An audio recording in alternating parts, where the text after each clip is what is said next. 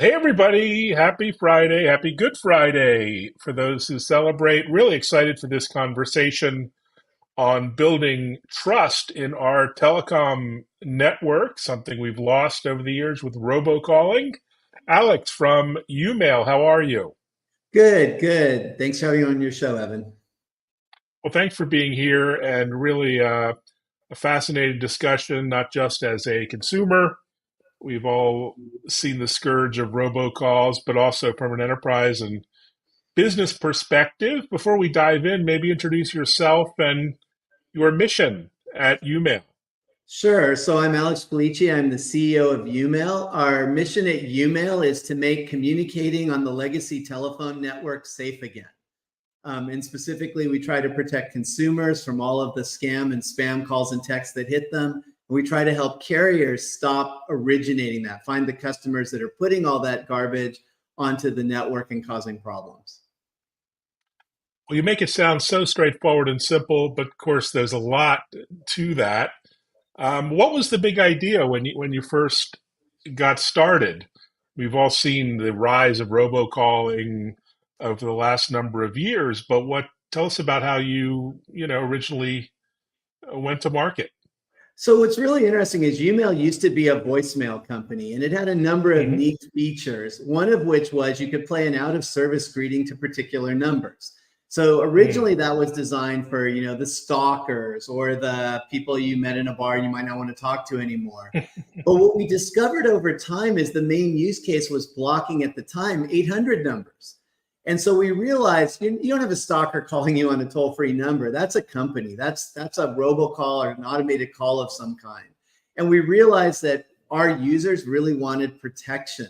They didn't just want to play the out of service greeting. They wanted those calls to be blocked. They wanted us to do it so they didn't have to maintain a list themselves.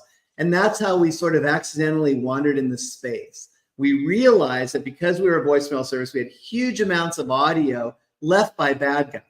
And so we built some technology that, given that audio, could detect when phone numbers were misbehaving and block them. That's how we got into this in the first place. It wasn't kind of a big focus at the start. It was an accidental mission, but where we realized there's a really important problem we can contribute to solving. Well, a very happy problem that you're trying to solve. And talk about both. Maybe start with the end user. You do have an app for everyone. What is the user experience you provide there? How does that work for anyone and everyone who's on an app store? So there's the YouMail app. And so that's a free app you can download. And it basically maintains a list of known spam numbers and blocks. We also Mhm. replace your voicemail so we can label all the voicemails that spammers leave. So you can know instantly this is a scam versus it really potentially is your bank and there's something you've got to deal with. So that's a free service. We also have a paid service that blocks everything. It essentially puts a CAPTCHA in the way of callers getting through to you who aren't known. And so that guarantees you're not going to get any automated calls. But that's the core of the consumer business. It's look, we want to have fewer calls hit you. We want fewer voicemails hit you. And in fact, we block texts or warn you about texts depending on if you're on iOS or Android. So we want to really be an app that you can download and you're communicating much more safely. We're doing what we can to stop the scams and spam from hitting you. And really importantly, it's not just stuff that's calling millions and millions of calls. There's lots of scams that call a list of 100,000 people or 50,000 people. We do our best to protect against those too. Well, that sounds like a no-brainer. I'm going to be downloading that app after this chat for me personally. But what about the enterprise, the business side, B2B? How do you support those consumer-facing enterprises or contact centers that have, this is, more than pain. It's real bottom dollars lost, opportunities lost. Absolutely. So the biggest problem that enterprises face right now is brand impersonation. You're a large financial Mm, institution and there are bad guys out there. In fact, the bad guys are making more calls and sending more texts to people than you are. And they're pretending to be, the bank. They're pretending to be the payment transfer, all that stuff. And so what we do is we see those calls and texts coming in and hitting our user base. Our user base acts like a giant sensor network finding that stuff. mm. Once we see it, we can figure out where it's come from, either directly or with partnerships, and then go to those carriers and say, you're putting this on the network, or you're letting these illegal calls transit your network, shut them off. And they do. And so that's how we're helping the large enterprises, is we're detecting the fraud, we're figuring out where the fraud comes, and we're working to take down that fraud, whether it's calls or texts. And so that's a big contributor, where with at least some financial institutions, we've lowered the fraud 90% from where it was. And that's really meaningful when you're talking about scams that are $1,000, $2,000, $10,000, $100,000 a time in losses to consumers. Wow, that's extraordinary. And as someone who's worked with carriers my whole career, what are the challenges, roadblocks, success stories you have in collaborating with carriers? I mean, how does that work behind the scenes exactly? So we have a service that we sell to the carriers called Watch. And what Watch basically does is take all the phone numbers the carrier gives out and looks at what's the behavior from those phone numbers and the YouMail user base. Are they doing anything illegal? Once we see there's something illegal from a phone number that belongs to a carrier, the carrier gets notified and then can take action. So that's a pretty simple service, pretty easy to get started. It can also work with the CDRs if they want, if they're like a transit carrier. But that's a way where they can actually measure how much fraud is coming through their network and get rid of it. So I think when carriers see how easy it is to use, and if they're generally a clean carrier, they're trying to do their best to minimize this stuff, it's great. They work with us. It works really well. And so that's where we put our focus. But we also work with carriers. We just, our banking partners will, we'll see fraud. We'll just tell the carrier, here's some fraud. You should get rid of it. And the carriers generally do get rid of that stuff, because who wants to be known for originating imposter scams, right? That's not helpful to anybody.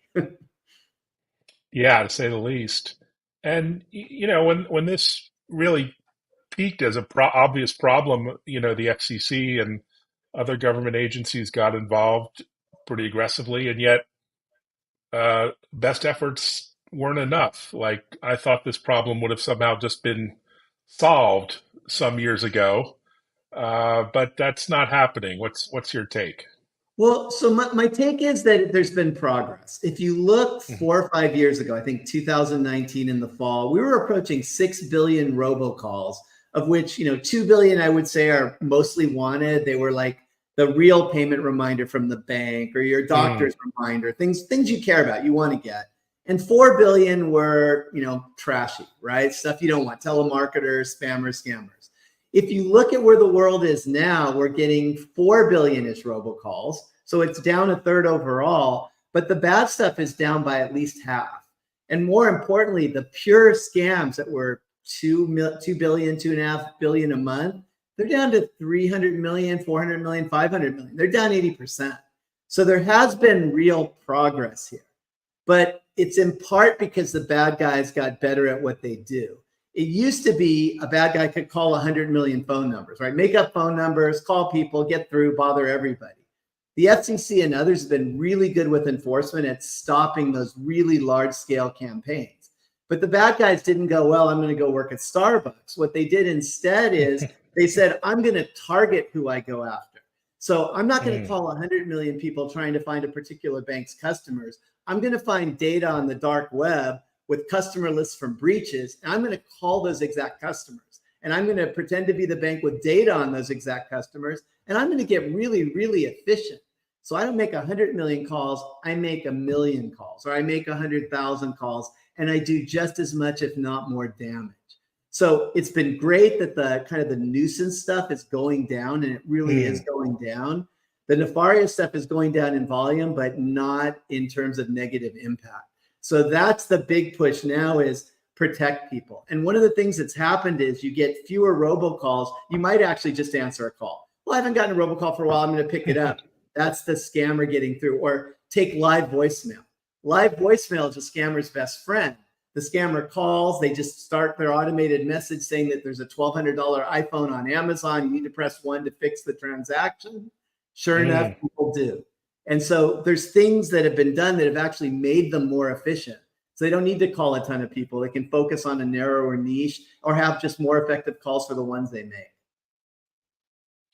I can't even imagine what happens when you start introducing deepfake voice kind of AI scams into this mix, how diabolical that becomes. Well, it's already happened. And so one of the biggest Wow. ones Okay. was the fake Joe Biden in New Hampshire, where Mm, somebody called, I believe it was actually an operative for one of the political parties, called mm, to try to get people to not go to the polls, right? And say, oh, you don't need to vote now. There's no point. I think it was for one of the Democratic candidates, not Joe Biden, was ultimately responsible for this or their agency. And that caused a bunch of people to, not go to the polls. They got the calls and answered them. Okay, I guess I don't need to do stuff. And it sounded like Joe Biden, right? And so there are already deep fakes out there that are already causing problems. That's when it's scale. You can imagine, that stuff's going to go on before the election all over the place. There's lots of the grandpa scam, like grandpa, I'm in jail, but now they can do a mm. deep fake voice. And again, your voicemail greeting, all of us have a voicemail greeting. Hey, I'm Alex, da da da da. That's good enough to make a voice clone. So Wow. all a bad guy has to do now is call somebody, get their greeting, and now they can spoof that number and call other people. They're going to sound like them. So it's very, very easy now for this AI scams to take off. And I think we're just seeing the tip of what's going to be a very large iceberg. Wow, that's unfortunate. So how do you, stay ahead of the game here in terms of the technology and the data science and the approach? I mean, how are you innovating in call protection at YouMail against these, what you just showed there, very sophisticated scam and robocall tactics? So one of the critical things is data. So you need to have a lot of data to see what's actually happening. And then we apply all sorts of different techniques to that data, depending on the specific problem we're trying to solve. Like, how do you find the imposter calls that are out there? And then how do you figure out where they're coming from? And how do you try to get that cycle of shutting them down very quickly going as fast as possible? We just spend a lot of blocking and tackling doing that, and we combine it Mm, with a bigger vision. Like our vision is the only way that everybody's going to be made, kept safe is things are going to have, technology is going to have to monitor conversations. They're monitoring your text conversations, monitoring your voice wow. conversations in an automated way, solely to look for triggers for illegal behavior, right? You see a conversation that is very similar to ones that are known scammer conversations that have been recorded. The same sort of set of questions they ask, the same sort of things they do, like gift cards or I'm in jail, those kind of things. You can actually start recognizing in real time, hey, this is an attack, and shut it off. And I think that's where we need to get to, but it's going to take a while to get there. But the bad guys are super motivated, and if the good guys aren't trying to fight them, it's going to be a big mess. It sounds like it. So you published something called the Robocall Index. Tell us about the insights that you're able to get out of that and, how that influences your direction and strategies with customers. So the robocall index is basically an estimate of the number of robocalls that are happening in the US or various regions in the US and what type of calls those are. That whole thing started because we wanted to understand the size of the problem. And we noticed that if we took our base as effectively a statistical sample, we could estimate what's going on in the country as a whole. And so that gave us a number at the time. It was 2 billion robocalls or something. We thought that was Mm, crazy. And we watched it growing bigger and bigger and bigger. And that was a really good indication that this problem was getting out of hand. And the great thing is it influenced policymakers, it influenced enforcement. It made everybody see we need to do something to turn the tide. And so for us, it's a progress measure. It's what's actually going on. Are we making progress in the fight? And then it's a way to see some details. Hey, scams are really going down. That's great in terms of volume of calls. But then the FTC is showing that the dollar losses are going up. So that means the scammers are getting better. We got more work to do. So we just view it as data for everybody to see how are we doing? What's the biggest problem to focus on? What do we do next? What's worked? What isn't working? Just a nice tool, and just nobody had measured it before we did. hold on. And so looking forward, what are some of the challenges that you'll be helping address, maybe opportunities? Are you outside the US? Are you supporting customers beyond our borders? We do. We actually bought a small company in the UK a little while ago that had their own Mm, voicemail service, their own second line service, and that's been a great source of data of what's going on in the UK, getting us started there. And so you're going to see us start rolling out with partners in different places. So We want to help everywhere. The US is now probably not the worst per capita robocall problem in the world. You look at Oh, Brazil, wow.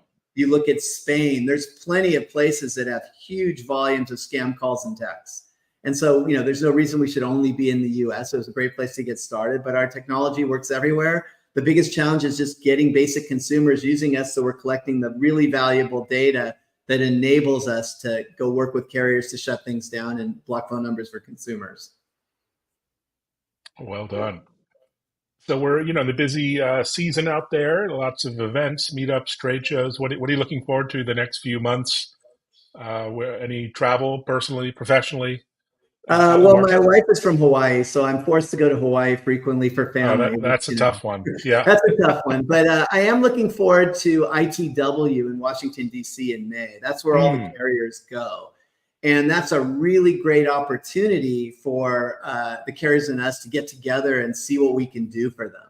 The great thing is that we can basically, our data can allow us to look at any carrier and say, well, here's what's on your network. And we can just pull up a laptop and show them.